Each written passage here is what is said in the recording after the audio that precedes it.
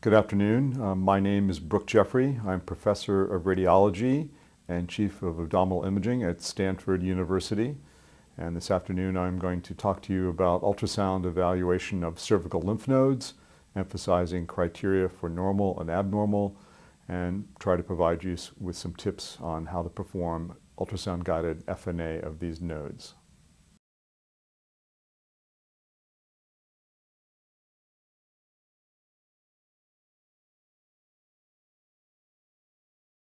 This afternoon, my lecture is going to focus on the ultrasound evaluation of cervical lymph nodes. And what I'd like to do along the way is to review the indications and ultrasound technique for evaluating these nodes, to emphasize certain anatomic landmarks for distribution of nodes, and really to focus on the criteria that we'll use for distinguishing normal from abnormal, and discuss role and technique of ultrasound-guided FNA of these cervical lymph nodes. For the most part, the main evaluation of cervical lymphadenopathy relates to head and neck oncology. And I think it's fair to say that sonography has a relatively limited role in staging most head and neck cancers. And current state-of-the-art CT, MR, and PET are used primarily for many head and neck carcinomas, many of which are squamous cell carcinomas. The exception to this is in the patient with thyroid cancer. And here sonography is equal or superior to CT and MR in defining many of the characteristics of nodal disease. And of course, once an abnormal lymph node is found with CT or MR or PET, it's much easier, as we'll see, to be able to biopsy that lymph node with sonographic guidance. There has been some data to suggest that in comparing ultrasound with CT, that they're essentially of equal accuracy with papillary carcinoma. But ultrasound has the distinct advantage of low cost, lack of radiation, lack of contrast agents, and so it has become the technique of choice, particularly in the patient with papillary cancer in which we suspect there is involvement of cervical lymph nodes. It should also be pointed out that there's certain anatomic regions, such as the thoracic inlet, that are somewhat tricky to evaluate with CT. And this is a patient who had CT of the head and neck read as a negative for lymphadenopathy. It's only in retrospect that we can see soft tissue fullness in the thoracic inlet. Now, the cervical lymphadenopathy is much easier to see with ultrasound. And of course, if we can identify things with sonography, we can then go on to biopsy. And this is an example of a recurrence of non-Hodgkin lymphoma that was much better detected with with ultrasound rather than CT. The point to be made is that there's certain anatomic areas like the thoracic inlet where ultrasound excels.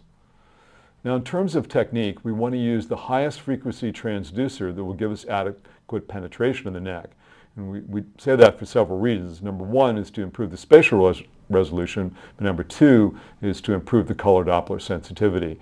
And we'll be seeing that most clinically relevant lymphadenopathy is going to be along the jugular vein, what's called the lateral chain. And once we identify a potentially abnormal node with grayscale, we're going to go on to use color Doppler to further characterize that lymph node. So let's look at the key anatomic spaces in the neck that we're going to be looking at. And here you can see the submental and submandibular spaces. And then along the jugular chain, we have the upper, middle, and lower cervical chain, and then along the posterior triangle. Now, these spaces correlate to anatomic levels, and you'll hear head and neck surgeons refer to a level 2 lymph node. Well, that's right around the submandibular gland. In the mid portion of the neck, that's level 3, the lower portion 4, and posterior triangle 5, etc. And you'll also hear of the term the central compartment, and these relate to nodes in the bed of the thyroid that are removed at the time of total thyroidectomy. So that's an important anatomic area as well, and we'll talk about recurrence in the central compartment for thyroid cancer. Now, in beginning our anatomic search for lymph nodes, we find it very easy to do a survey along the jugular vein to detect lymphadenopathy. And we can see here that levels 2, 3, and 4 really are the most prevalent sites that we want to investigate. There rarely are some metastases in the submental area and rarely in the posterior triangle, but levels 2, 3, and 4 really are the key anatomic areas. In terms of characterization of cervical lymph nodes, we want to look at 4 parameters: their size, their morphology, echogenicity, and of course the color Doppler characteristics. Now, in terms of normal lymph nodes, again, it's important to recognize how the literature has designated by convention. The measurement of nodes is in the short axis. This is very critical because the long axis really is not a relevant measurement. In general, most normal neck nodes are elongated or oval, and they're not round. They tend to be hypoechoic, and they may or may not have an echogenic hilum, which may relate to fat in the central portion of the lymph node, or it may be related to acoustic reflectivity of the central lymphatics. Now, with color Doppler, normal neck nodes rarely have much color, but when they do, it always is in a pattern of central arborization, and that'll be very important as we distinguish abnormal neck nodes. Morphology and echogenicity always trump size in determining if the node is abnormal. It's a very important observation. Now, here are examples of classically normal neck nodes. This one has a clearly defined echogenic hilum. It's elongated. It has minimal flow coming in a central pattern. Again, I want to make the point that only the short axis of the node is a relevant measurement. And you do not want to be calling your clinician with this very elongated node and call this a 2.5 centimeter lymph node. It's really only a 4 millimeter node because the short axis is the only relevant measurement. And here are some other examples of normal elongated neck nodes. And by way of contrast, here's an abnormal rounded node that had metastatic thyroid cancer immediately adjacent to a normal elongated node. So morphology is often a key first finding for abnormal nodes. Now, is it the case that all elongated neck nodes are normal? No, because if we see abnormal echogenicity and abnormal color findings, that will trump the elongated morphology. Here's an example of papillary carcinoma involving the neck nodes, which has microcalcifications and cystic change. So we can see on the left, and then on the right in the color image, instead of a central pattern of arborization, now we have a peripheral flow pattern. So elongated lymph nodes may occasionally show other findings that clearly indicate involvement with disease. Here's another elongated lymph node where there are clearly evident microcalcifications. Now, microcalcifications are not, strictly speaking, specific for papillary cancer, although in the post-thyroidectomy patient, we rarely encounter anything else. But depending upon your patient population, cervical tuberculosis with granuloma formation may cause microcalcifications again, but that's a very rare phenomena indeed. Now, reactive lymph nodes tend to be slightly enlarged, but they're, for the most part, elongated, and they have slightly increased flow, but again, it has a normal central arborization pattern. The echogenicity is usually always normal, and these were lymph nodes that were biopsied and proven to be reactive lymph nodes in a patient who had pharyngitis. And again, see the elongated, slightly plump, if you will, morphology. Again, on color flow, there's a central pattern of arborization. And some reactive lymph nodes can be quite large, and we can be clearly confident that they're reactive, again, by the elongated configuration, the preservation of the echogenic fatty hilum, and the central flow. Abnormal neck nodes tend to be rounded, and they tend to have borders that are often irregular. That's not specific for tumors. Sometimes other infectious diseases, such as TB adenitis, may cause the borders to be irregular. Frequently, there's loss of the echogenic hilum, and often there are morphologic changes that we can see with grayscale that tell us that node is abnormal. We've seen some examples already with internal cystic change, calcification, or increased echogenicity. The color Doppler flow shows a wide spectrum of abnormalities, but basically it's some deviation from the pattern of normal central arborization. So let's look at some abnormal nodes and some examples of rounded morphology with lobulated irregular shapes. And here's an example of a patient with metastatic breast cancer. These are rounded nodes, and instead of having the central flow, peripheral flow. Here is a patient that has metastatic papillary cancer. Notice how irregularly marginated the node is with subtle but demonstrable cystic change within the node and markedly increased flow pattern, not that we would associate it with a normal flow pattern. These nodes, compared to the adjacent strap muscles, show increased echogenicity, and they have a rounded morphology. And these two are involved with papillary carcinoma. Here's another patient with rounded morphologic nodes, and this was supraclavicular lymphadenopathy related to lung cancer. Other rounded nodes, we can see here with abnormal flow patterns and very rounded morphology related to lymphoma. And again, another case with rounded morphology, abnormal flow related to breast cancer. When we see marked nodularity or lobulation of the contour of the node, we have to consider that there's extracapsular invasion. And that's particularly common with a lymph node such as squamous cell carcinoma. Here's such an example. And we can see in the correlative MRI, the node is invading right into the muscle. The reason why that's important, as the surgeon goes to extract the node, forewarned that this is locally invasive, the head and neck surgeon will also take a surrounding cuff of muscle to get negative margins. So we can, when there's marked nodularity, often suggest that there is extracapsular invasion. Here's another example of abnormal morphology with irregular contours, and this too had extracapsular invasion. Notice the multiple areas of microcalcifications. So one teaching point to make about papillary carcinoma is that echogenicity is often the key finding, whether it's cystic areas or microcalcifications or increased echogenicity. So that trumps just about every other finding. Now, the reason that sonography has emerged as the technique of choice to evaluate patients with papillary carcinoma is the ability with high-resolution transducers now to see these subtle microcalcifications, subtle areas of cystic change, and contour irregularity.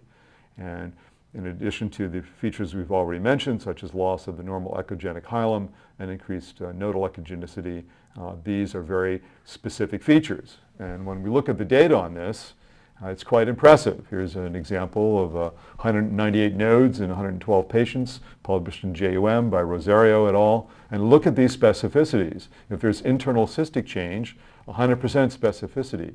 Calcification, again, 100% specificity. So really a very specific technique for evaluation of cervical lymphadenopathy. Now, one of the reasons that ultrasound is so helpful in terms of guiding biopsy is we can define the areas that are going to be most fruitful to direct our needle. And here we can see the cystic change in the upper pole of this lymph node telling us it's a metastatic node involved with papillary. But of course, we wouldn't want to biopsy that area. We would want to direct our needle to the solid vascularized portion. Similarly, in this patient with extensive intranodal cystic change, you do not want to be aspirating simply the fluid components. You want to direct your needle towards the central area that has multiple calcifications. Similarly, in this patient, the mid and lower pole has cystic change, the upper pole is more solid, and here we can see examples of increased echogenicity, cystic change in a very abnormal lymph node. Another example where there is more focal cystic change, again, we would want to direct our needle away from that. Now, occasionally in patients that have suppurative lymphadenitis, you will have abscess formation, and this was such a patient who had a chronic infected lymph node, and we aspirated this and sent it for culture and sensitivity. So cystic change in the lymph node may be related to infection in the appropriate clinical setting. Generally in the patients who are post-thyroidectomy and for papillary cancer, that's not a clinical concern. Here's a really nice example of increased echogenicity, markedly abnormal node. We can see their focal microcalcifications. And here's a more confluent area of calcification. So sometimes these calcifications sort of aggregate and may cause acoustic shadowing. So any calcification at all is always circumspect and always very suspicious for metastatic papillary cancer, whether it shadows or not. Some of the nodes are dramatically hypervascular, and here is a patient. Actually, the thyroid gland was completely normal in this individual, and a thyroidectomy had only a 2 millimeter carcinoma, yet presented with a neck node. See how strikingly echogenic it is and how strikingly vascular this is. We'll make the point when we talk about biopsying highly vascular lymph nodes that we have to use a capillary technique rather than a suction technique, or we'll just get blood. So in papillary carcinoma, the echogenicity of metastatic nodes is often different than the primary cancer. Most primary cancers of the thyroid tend to be hypoechoic. And here's an example of a lesion that's taller than wide. It has discrete margins, has increased flow, typical thyroid cancer. Here's another patient, taller than wide, hypoechoic thyroid cancer. But the lymph node is markedly different than the primary tumor. Notice that the lymph node is now echogenic, and despite the fact that no microcalcifications were seen in the primary tumor, it's just loaded with microcalcifications. So don't require that the neck nodes look the same as the primary. Here's a patient with a primary cancer in the thyroid, and just immediately adjacent to it, the cystic nodal mets has an extensive cystic change. So again, there's often quite a discrepancy in the echogenic appearance of nodes versus primary cancer.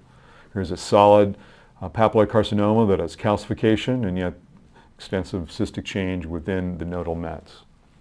Now, we've made the point that the normal Doppler flow pattern is a central pattern that's often very minimal in normal patients. And here you can see increased echogenicity. Notice how rounded the nodes are compared to the strap muscles. These nodes have increased echogenicity and have really a striking degree of peripheral flow. So here's an example where the color Doppler and the morphology and echogenicity all point to abnormal lymphadenopathy. And these are nodes that are just stacked up each other in level 3 along the jugular vein. And here we can see these hypervascular lymph nodes on a contrast-enhanced coronal and sagittal CT, and you can see how vascular they are. Notice again on the color Doppler examination of these two patients, some of these nodes have real spotty areas of increased vascularity. You will not see increased flow in cystic areas within the node, and so again we want to direct our needle to the solid vascularized portion of the lymph node. Here's just another patient with chaotic flow pattern. It's often quite hard to give morphologic descriptors of the flow patterns. It's just that they look very different than the very subtle central pattern. So any deviation from that central pattern should be considered abnormal. So when biopsying these nodes, direct the needle away from the cystic areas and towards areas of visible blood vessels. However, if there's a lot of vascularity within the lymph node, we want to first use an aspiration technique. This is an example of a patient who has a very large lymph node in the right neck, microcalcifications. This was biopsied at an outside institution several times with no adequate cytology. And here we can see the reason for that is that the area of the node that shows dramatic increased flow is quite vascular, and we would only get blood. So we directed our needle away from that node.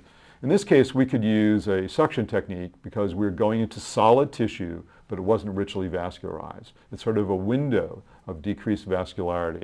And here you can see on the cytologic specimen the sort of papillary frond-like nature of papillary carcinoma. Now, when we're referred patients with head and neck cancers, particularly when it's squamous cell carcinoma, often these nodes have a striking degree of central necrosis. And here, head and neck gadolinium MRI, notice that on the right, one of them is homogeneously enhancing, but the more anterior node has extensive cystic change. So with squamous cell carcinoma, because of the cystic appearance, and here's just another example on now a T2-weighted sequence with fat suppression, how cystic these nodes can be because of the extensive central necrosis. So when presented with a patient either with squamous cell or with papillary carcinoma that has extensive internal cystic change, the key here in terms of making the diagnosis is to direct the needle to the solid peripheral tissue. And so you want to go towards the periphery and not centrally. And here's another example comparing the ultrasound to the contrast-enhanced MR. And it's often very good to be looking at the MR at the time of biopsy to sort of map out in your mind exactly where you're going to put the needle. And here's another example of extensive cystic necrosis, but you can see there's a little portion of solid tissue more medially, and that's where you need to biopsy. And in general, you will get much more cellularity in biopsying the peripheral portion of a lymph node. And here's such an example, previously biopsied in an outside institution, negative results. And you can see, although the node looks uniform, there was central necrosis, and we can't always see it because we don't have contrast agents as we do in head and neck CT and MR. And here's the example of showing how the needle is on the periphery. Now, if you're presented with a node that's got extensive cystic change and one that's very vascular, and to biopsy these lymph nodes, you need to take a different approach. We can be successful biopsying cystic nodes if we direct the needle in the solid portion, and we would use the suction technique because this tends, depending on the vascularity, if this wasn't particularly vascular. The point being is we would not want to direct our needle in the cystic portion of the node. Similarly, these hypervascular, these are small nodes, but they were positive. They can be biopsied successfully, and the point being is we want to use a capillary technique, not a suction technique. We'll just get blood if we use a lot of suction. So it is possible to do FNA of less vascular nodes, and we have to know when to do suction versus capillary, and it really depends on the degree of vascularity. Let's talk a little bit about the post-thyroidectomy patient and using ultrasound to look for recurrence, either at nodal sites or in the thyroid bed. And if we're talking about the thyroid bed, we want to pay strict attention to any hypoechoic tissue, particularly if it's vascular. And biopsy should be considered for lesions that are 5 millimeters or greater. And in general, they tend to be hypoechoic. Occasionally you see microcalcifications, and a lot of them we found have increased flow. So here's a typical patient that has recurrent papillary carcinoma within the thyroid bed, and here you can see we're directing our needle into this recurrent mass, and this is proven to be papillary carcinoma in the thyroid bed. And again, we can see another hypoechoic nodule in the echogenic fibrofatty tissue. If we can see it, we can direct our needle into it. And here's an example of actually going to the operating room and performing an intraoperative ultrasound to biopsy this lymph node and to guide the surgeon intraoperatively. The color can be very helpful in looking for a variety of thyroid bed recurrences. And here's an example of very subtle increased thickening of the soft tissues around the trachea. We can see subtle widening of the trachea here. And with increased flow, we can see that there is a more clearly evident hypoechoic soft tissue mass that is really richly vascularized. And this is an extensive recurrence that's invading the trachea. And the hallmark is hypoechoic tissue that's richly vascularized.